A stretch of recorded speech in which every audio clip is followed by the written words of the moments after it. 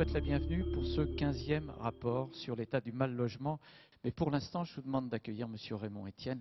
J'aimerais qu'on puisse aujourd'hui, pour ce 15e rapport mal-logement, demander très officiellement l'application de toutes les lois et qu'on y mette les moyens. Qu'on ne vienne pas nous dire qu'on n'a pas d'argent. Bien si, changeons vite de politique pour que ce 16e rapport, dans un an, soit un rapport où on soit content de le montrer, qu'on ait vu de résultats et qu'on ait moins de personnes à la rue. Il se crée 330 à 350 000 ménages par an. Si vous ne faites pas 330 à 350 000 logements, c'est aussi mathématique que ça. Évidemment, vous n'arrivez pas à répondre aux besoins. Et c'est ce qui s'est passé pendant toutes les années 80 et 90. Et on n'arrive pas à résorber ce déficit. La moyenne maintenant du budget consacré au logement sur les ressources des ménages, elle a dépassé les 25%. C'est une moyenne. Vous vous rendez bien compte que pour arriver à une moyenne de 25%, ça veut dire que des gens ont 35, 40 ou 45% qui partent à peine leur salaire est arrivé, c'est déjà parti dans le loyer, les charges. Il y a une augmentation incroyable du nombre d'actions de police pour forcer les expulsions. La dernière enquête de l'INSEE montrait qu'il y avait 500 000 ménages à la fin 2006 qui avaient un impayé de loyer de plus de 2 mois. 500 000 ménages. C'était avant la crise.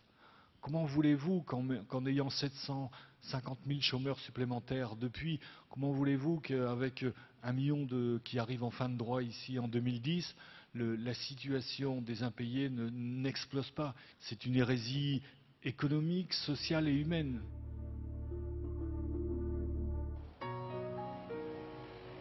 Aujourd'hui en France, 600 000 enfants sont victimes de mal-logement. Je m'appelle Madame Benayami, j'ai 4 enfants. Depuis 1999, je suis dans cet appartement-là. Il y a des problèmes de plomb, il y a l'humidité, il y a tout. Donc moi, je ne peux pas rester avec les enfants dans cet appartement-là. C'est un rapport de service d'hygiène. Revêtement muraux très dégradé. La moitié des plafonds est effondrée. Un mur reste toujours très humide, supérieur à 100%. C'est dur d'avoir les enfants qui grandissent dans une condition qui ne sont pas adaptées par rapport à eux, quoi.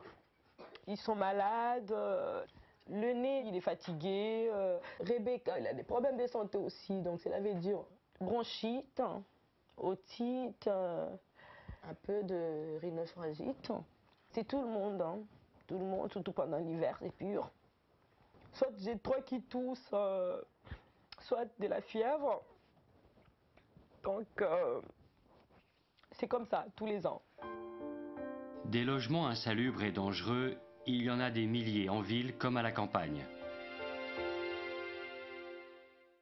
Comment tu trouves ta maison? Il y a plein de trous dans les murs, après ça vient le froid dans la maison. Et puis aussi les chauffages, vu qu'il n'y en a pas. Et ici aussi, dans la maison, il y a des trous de souris. Alors les souris, des fois, elles viennent sur ma figure. J'ai récupéré la maison de mon oncle par alliance qui m'a élevée. Donc la maison, j'y tiens. Le souci, c'est point de vue chauffage. Le seul chauffage qu'on a, c'est le chauffage à bois, là, le fourneau. L'électricité, elle est vieille. Les escaliers, bon, elles sont à refaire aussi. Et vous les faites pas pour quelle raison, les travaux? Parce que j'ai pas les moyens. J'aurais les moyens, bon, je ferais, ça serait ma priorité. Autre traumatisme pour les enfants, l'expulsion due à la cherté des loyers et au manque de logements sociaux. J'étais en vacances cet été et quand je suis rentrée, mes parents ont dit toi et ton frère, vous allez chez votre soeur, quoi. Quand on m'a dit j'allais chez ma soeur, j'ai dit pourquoi. Après on m'a expliqué comme quoi on ne pouvait pas rester ensemble parce que mes parents étaient un peu dans la galère. On lui a dit au départ qu'on allait déménager sans lui dire qu'on était expulsés. Et puis j'ai pas trouvé de logement parce que ce que je trouvais c'était ou trop cher ou trop petit. Heureusement, ma grande fille, elle avait son appartement. J'ai réussi à lui demander si elle pouvait m'héberger au moins Laetitia et Steve. Alors mon frère dort sur le canapé et moi et ma petite sœur dans ma chambre. Et quand mon conjoint rentre, je récupère ma chambre avec mon conjoint, mais il y en a toujours un des deux qui part. Nous, on est un coup à droite, un coup à gauche, et donc on est séparés de Brenda et Steve. Je sais que de partout, je suis pas chez moi.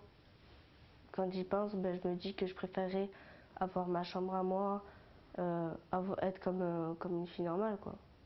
Dans l'ensemble, toute cette histoire, comment tu le vis, toi? Qu'est-ce que tu as... Mal.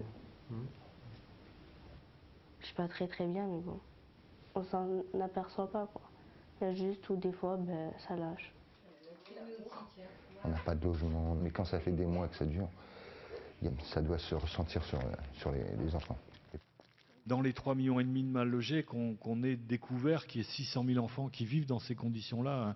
Soit c'est l'indécence, l'insalubrité, soit c'est le surpeuplement, soit c'est cette précarité outrancière.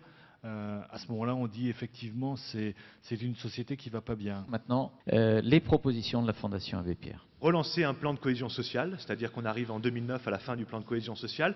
Un plan de cohésion sociale, ça veut dire fixer des objectifs de production de logements sociaux sur 5 ans, ce qui évite des batailles annuelles, budgétaires, et puis des coupes à certains moments. Alors, relancer un plan de cohésion sociale sur 5 ans, avec un objectif de 150 000 logements vraiment sociaux, c'est-à-dire des plus et des PLAI, c'est-à-dire des logements dont nous avons besoin. Le deuxième pilier qui est extrêmement important, c'est rendre le coût du logement acceptable. Il nous semble que une des politiques les plus raisonnables et en même temps les plus crédibles, ce serait d'encadrer les loyers de relocation. C'est bien les loyers de relocation qui ont provoqué cette hausse. Quand M. Dupont reste dans son logement, son loyer, et surtout depuis l'IRL, est collé à peu près au coût de la vie. Donc là, on peut voir qu'il y a un parallélisme.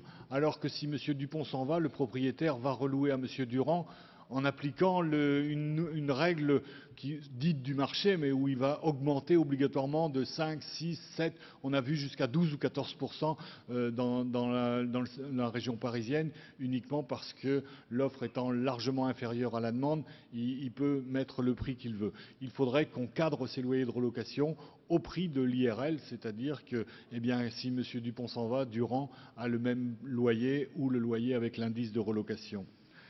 Alors, un certain nombre de mesures, nous les proposons déjà depuis quelques années. Il est hors de question qu'un certain nombre d'élus républicains se dédouanent de leurs responsabilités à coût de dizaines ou centaines de milliers d'euros. Raymond Etienne, président de la Fondation, le disait tout à l'heure, il faut appliquer les lois. Ça crée des tensions pas possibles pour les enfants, ça crée des tensions entre les gens du voyage et les riverains. C'est plus possible de fonctionner comme ça. Nous demandons une application avec substitution du préfet lorsque les communes ne respectent pas leurs obligations. Dans le contexte national et international que nous connaissons, il est évident que la dépense budgétaire publique pour le logement, notamment social, que ce soit de l'État ou des collectivités locales, ne pourra pas connaître une croissance à plusieurs chiffres dans les années à venir. On ne peut pas d'un côté s'alarmer du niveau de déficit budgétaire de l'État et réclamer dans tous les secteurs toujours plus de moyens budgétaires. Il nous faut donc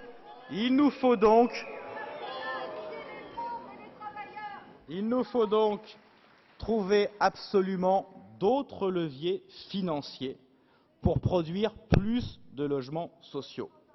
La vente HLM, pour moi, en est un. Je sais que nous ne partagerons pas l'analyse sur le sujet, mais permettez-moi quand même d'avoir un avis différent du vôtre et d'assumer devant vous aujourd'hui cette analyse.